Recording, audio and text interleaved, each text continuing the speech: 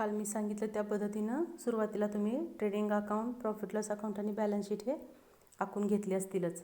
तिथं पहिल्यांदा बघा, the books of Shreyas and Mrinal, in the books of लिहायचं, म्हणजे त्याहून पार्टनरची नावं झाली. त्यानंतर नाव काय हेडिंग आले, trading profit loss account for the year ended. Trial बॅलन्सच्या खाली जी डेट आहे ते आपण या ठिकाणी घ्यायचे आहे.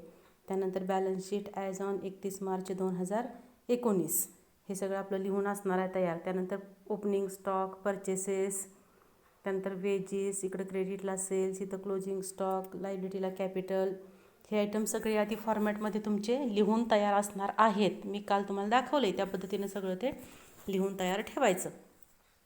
आता तुमच्या पुढं पुस्तक आहे, प्रॉब्लेम आहे, तो प्रॉब्लेम बघायचा आणि त्यातला एक एक आयटम कुठं पोस्टिंग केलं, मी तर मगाशी पोस्टिंग सांगितलं त्यानुसार इथं आपण पोस्टिंग केलं आहे का ते बघायचं आहे. त्याला मी टिक मार्क करत जाते, तिथं तुम्ही लक्ष द्या. आता बघा पुस्तकात तुमच्या पहिला इफेक्ट, पहिला आयटम,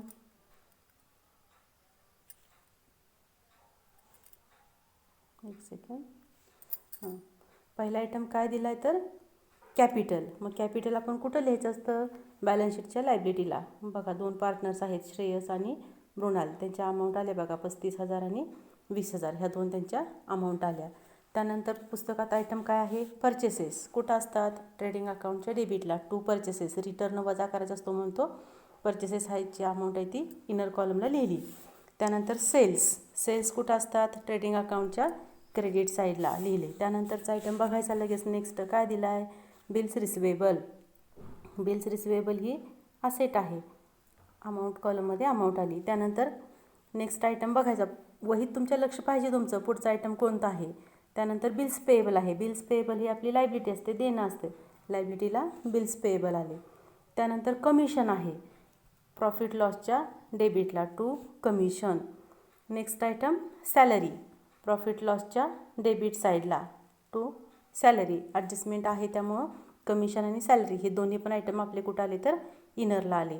त्यानंतर इन्शुरन्स, प्रॉफिट लॉसच्या डेबिटला टू इन्शुरन्स, ही हिडन ॲडजस्टमेंट आहे, टिक मार्क नाही तरी पण तो आयटम इनरला येणार कारण त्याला ॲडजस्टमेंट आहे. त्यानंतरचा आयटम आहे आपला प्रीपेड रेंट, असेटला आहे बघा प्रीपेड रेंट. त्यानंतर सन्ड्री क्रेडिटर्स ही आपली लायबिलिटी आहे, लायबिलिटीला सन्ड्री क्रेडिटर्स. त्यानंतर सन्ड्री डेटर्स हे काय आहे, असेट, सन्ड्री डेटर्स एक टिक मार्क आहे, इनर कॉलमला अमाऊंट झाली. त्यानंतर पोस्टेज, प्रॉफिट लॉसच्या डेबिट साईडला. फ्रीहोल्ड प्रिमायसेस ही काय आहे आपली तर असेट आहे, असेटला फ्रीहोल्ड प्रिमायसेस. त्यानंतर नेक्स्ट आयटम आहे आपला प्रॉब्लेममधला फर्निचर, बॅलन्स शीटच्या असेटला टिक मार्क आहे म्हणून इनरला. त्यानंतर बॅड डेट्स, प्रॉफिट लॉसच्या डेबिटला टू बॅड डेट्स. आता या प्रॉब्लेममध्ये फक्त एकच ॲडजस्टमेंट आहे म्हणून पूर्ण फॉर्मॅट तिथं लिहिलेला नाही. कालच्या प्रॉब्लेममध्ये सगळ्या ॲडजस्टमेंट होत्या, न्यू बॅड डेट्स होते, न्यू आरडीडी होते, ओल्ड आरडीडी होता, पण इथं फक्त एकच न्यू बॅड डेट्सचे आहे त्यामुळं एकच लाईन ब्लँक सोडली आणि तेवढीच ॲडजस्टमेंट त्या ठिकाणी सॉल्व्ह करून दाखवलेली आहे. एक ॲडजस्टमेंट आहे म्हणून बॅड डेट्स इनरला आले. त्यानंतर cash in hand, cash in hand ही आपली असेट आहे, कॅश इन हँड. आणि कॅश ॲट बँक ही सुद्धा आपली असेट आहे, असेट साईडला आली. त्यानंतरचा आयटम आहे आपला carriage inward, carriage inward trading अकाउंटच्या डेबिट साईडला.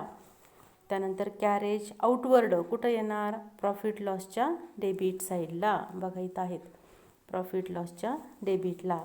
त्यानंतर स्टॉक हा किती तारखेचा आहे, 1 एप्रिल 2018चा, आणि आपल्याला ट्रायल बॅलन्स दिला आहे किती तारखेचा तर 31 मार्च 2019चा, म्हणजे हा ओपनिंग स्टॉक आहे. ट्रेडिंग अकाउंटच्या डेबिटला 1 नंबरला ओपनिंग स्टॉक लिहायचा आहे. त्यानंतर आला रिटर्न. आता डेबिट कॉलममध्ये जो रिटर्न आहे तो सेल्स रिटर्न आणि क्रेडिट कॉलममधला आहे तो परचेस रिटर्न. मग डेबिट कॉलममध्ये आपल्याला किती अमाऊंट दिली आहे, 1200, ते सेल्समधून लेस रिटर्न झाले, वजाबाकी करून आउटर कॉलमला अमाऊंट आली. त्यानंतर क्रेडिट कॉलममधला 1800 हा परचेस रिटर्न, परचेसमधून 1800 लेस झाले आणि आउटरला अमाऊंट बॅलन्सिंग फिगर आली. त्यानंतर वेजेस हे ट्रेडिंग अकाउंटच्या डेबिटला, त्याला काय ॲडजस्टमेंट नाही त्यामुळं आउटर कॉलमला अमाऊंट आली. त्यानंतर आउटस्टँडिंग वेजेस, आउटस्टँडिंग वेजेस हे जर ट्रायल बॅलन्सला असले तर त्याचा एकच इफेक्ट येणार, तो म्हणजे बॅलन्स शीटच्या लायबिलिटीला आउटस्टँडिंग वेजेस हे आले. या पद्धतीनं आत्ता आपलं काय झालं, फक्त ट्रायल बॅलन्समधले इफेक्ट झाले. आता यानंतर मी तुम्हाला दाखवते ॲडजस्टमेंट. आता पहिल्यांदा हिडन ॲडजस्टमेंट आपण बघूया. तर हिडन ॲडजस्टमेंटमध्ये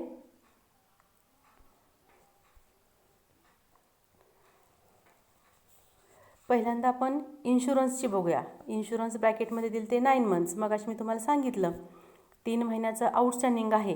मग ते काय होणार आहे इन्शुरन्समध्ये, ॲड आउटस्टँडिंग 3000, आउटरला 12000 आले. दिलेत का विम्याचे 3000? नाही, देणं आहे म्हणून आउटस्टँडिंग इन्शुरन्स आणि अमाऊंट आली 3000. ही पहिली हिडन ॲडजस्टमेंट आपली झाली. हिडन ॲडजस्टमेंट शक्यतो ट्रायल बॅलन्सचं पोस्टिंग झालं की पहिल्यांदा सोडवून घ्यायची, म्हणजे आपल्याकडून विसरण्याची शक्यता होत नाही.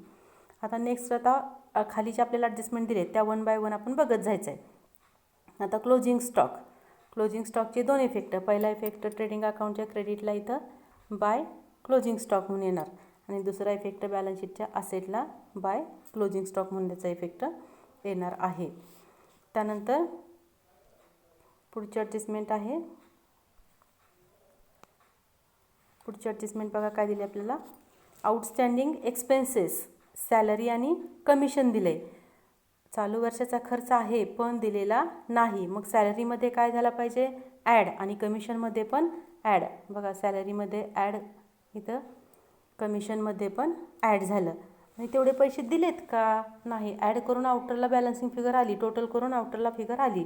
तेवढे पैसे आपण दिलेले नाहीत, तेवढं देणं आहे. म्हणून इथं लायबिलिटीला बघा आउटस्टँडिंग एक्सपेन्सेस दोन्ही आयटम इनरला आले आणि त्यांची टोटल पुन्हा आउटर कॉलममध्ये 1600 रुपये हे टोटल आलेली आहे. म्हणजे आउटस्टँडिंग एक्सपेन्सेसचे इफेक्ट पर्टिक्युलर आयटममध्ये ॲड करायचं आणि बॅलन्स शीटच्या लायबिलिटी साईडला. त्यानंतर पुढची ॲडजस्टमेंट आहे ती म्हणजे डेप्रिसिएशन. कशावरती दिलं आहे, फर्निचरवरती. मग फर्निचरमधून काय होणार आहे, लेस. मग असेटला बघायचं फर्निचरची अमाऊंट किती आहे आपली, इथं फर्निचरची अमाऊंट किती दिली आपल्याला, 20,000. मग 10% 2000 होणार. 2000 रुपये लेस झाले, आउटरला फिगर आली 18,000. जो 2000 आपला लॉस झाला तेवढा प्रॉफिट लॉसच्या डेबिटला बघा, to depreciation on furniture 2000. Depreciation असेटमधून लेस प्रॉफिट लॉसच्या डेबिट साईडला. त्यानंतर नेक्स्ट ॲडजस्टमेंट बघा 4 नंबर वहीत काय आहे, provide for further bad debts ₹1200. Bad debts ॲडजस्टमेंटमधले बॅड डेट्स हे कसले असतात तर न्यू असतात. ही ॲडजस्टमेंट 2 आयटमवर इफेक्ट करते, बॅड डेट्स आणि सन्ड्री डेटर्स. ही वाक्य पाठच झाली पाहिजेत, मी जी बोलते ते आता. 2 आयटमवरती इफेक्ट करणार, एक म्हणजे बॅड डेट्स, दुसरा म्हणजे सन्ड्री डेटर्स. एक ठिकाणी ॲड इफेक्ट होतो, एक ठिकाणी लेस होत असतो. बॅड डेट्समध्ये ॲड होतात, डेटर्समधून लेस होतात. बॅड डेट्समध्ये ॲड, डेटर्समधून लेस. कसले आहेत बॅड डेट्स, न्यू. बघा इथं बॅड डेट्समध्ये ॲड न्यू बॅड डेट्स 1200, आउटरला मग बॅलन्सिंग फिगर आली. एक इफेक्ट बॅड डेट्समध्ये ॲड, दुसरा इफेक्ट बघा डेटर्समधून लेस झाला. डेटर्समधून लेस बॅड डेट्स, आउटरला बॅलन्सिंग फिगर आली. त्यानंतर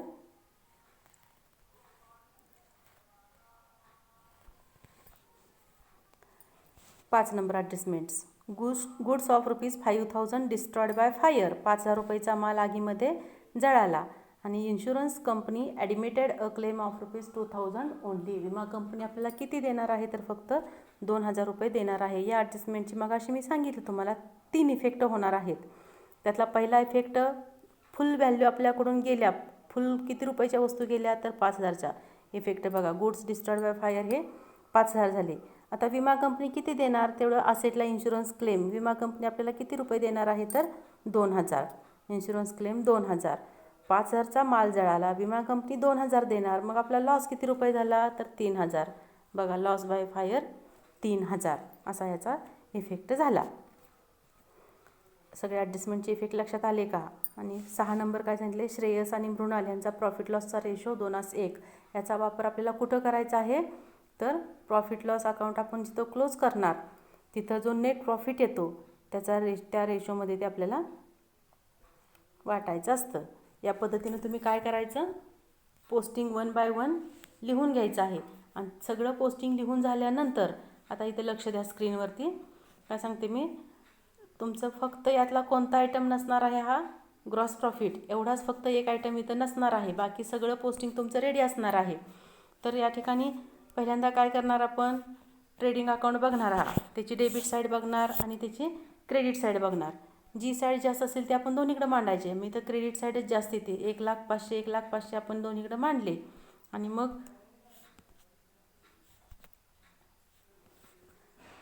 जे 22,500 आहेत, एक सेकंड,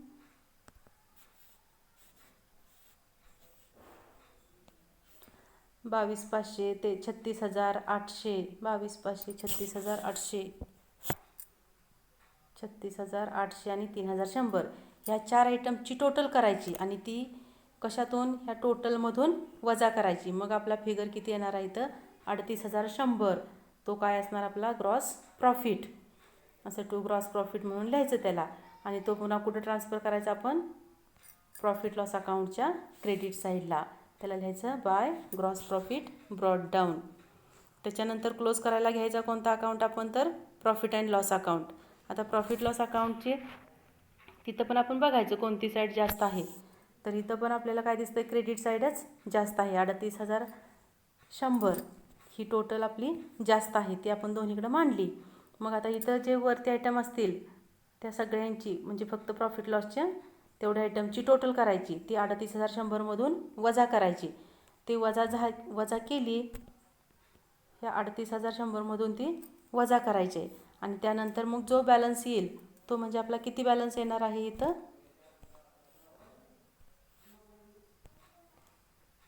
6,000 रुपये हा बॅलन्स. डेबिटला फरक आला, क्रेडिटला आहे आपलं इन्कम, डेबिटला आहे खर्च. इन्कममधून खर्च वजा गेला की आपला होतो प्रॉफिट. हा नेट प्रॉफिट कुठं ट्रान्सफर करायचा असतो, तर कॅपिटल अकाउंटला. मग आता हा नेट प्रॉफिट काय एकट्याच्या मालकीचा आहे का, तर नाही, 2 पार्टनर आहेत, श्रेयस आणि मृणाल. मग किती आहे अमाऊंट, 6,000. आता ही तर रेशोमध्ये डिस्ट्रीब्यूट करायचं आहे. बघा अमाऊंट किती आहे तर नेट प्रॉफिटची 6,000 डिवायडेड बाय, आता टोटल रेशो काय दिला आहे, 2:1 आहे. रेशो दिला आहे आपल्याला 2:1.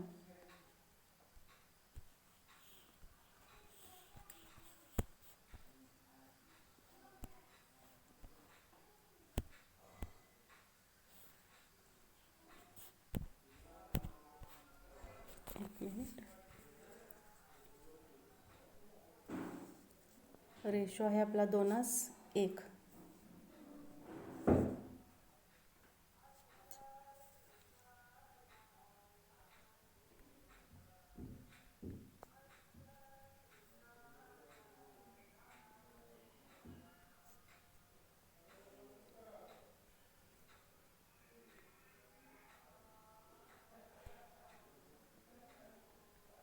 रेशो म्हणजे ह्याची टोटल काय झाली, 3 झाली. मग कशा नेट प्रॉफिट किती आपला 6,000. 6,000ला कितीनं डिवाइड करायचं, ह्या दोन्हींच्या टोटलनं 3नं भागलं की किती येणार आहे इथं, 2,000 येईल. मग ह्या 2,000ला 2नं एकदा गुणायचं आहे आणि 1नं एकदा गुणायचं, 2 दोन्ही 4,000 आणि 2,000 गुणिले 1 म्हणजे 2,000. असं ह्याचं डिस्ट्रीब्युशन आलं. मग आलेला नेट प्रॉफिट 4,000 आणि 2,000 हा पार्टनरच्या कॅपिटलमध्ये ॲड. ज्या त्या पार्टनरच्या कॅपिटलमध्ये ॲड काय लिहायचं त्याला, net profit, add net profit. Add करून आउटरला फिगर आल्या आणि त्यानंतर आपली बॅलन्स शीट खाली टोटल करायची. लायबिलिटी साईडची टोटल आणि असेट साईडची टोटल ही आपली तिथं इक्वल आली पाहिजे. मग आपला प्रॉब्लेम काय होतो, तर टॅली होतो. या पद्धतीनं तुम्ही सगळं पोस्टिंग करायचं आणि जर काय प्रॉब्लेम असेल तर मला त्या ठिकाणी पर्सनली कॉल करून विचारा किंवा व्हॉट्सअपवरती विचारलं तरी पण चालेल. एकदा तुमच्यासमोर अजून मी प्रॉब्लेमचा ॲन्सर ठेवते. पॉज करून तुम्ही काय जर फिगर तुमची चुकली असेल वगैरे चेक करायची असेल तर तुम्ही करू शकता. हा ट्रेडिंग प्रॉफिट लॉस अकाउंट आहे आणि त्यानंतर खाली आपल्याला बॅलन्स शीटचा ॲन्सर दिलेला आहे. प्रॉब्लेम आला तर मला कॉल करा. धन्यवाद.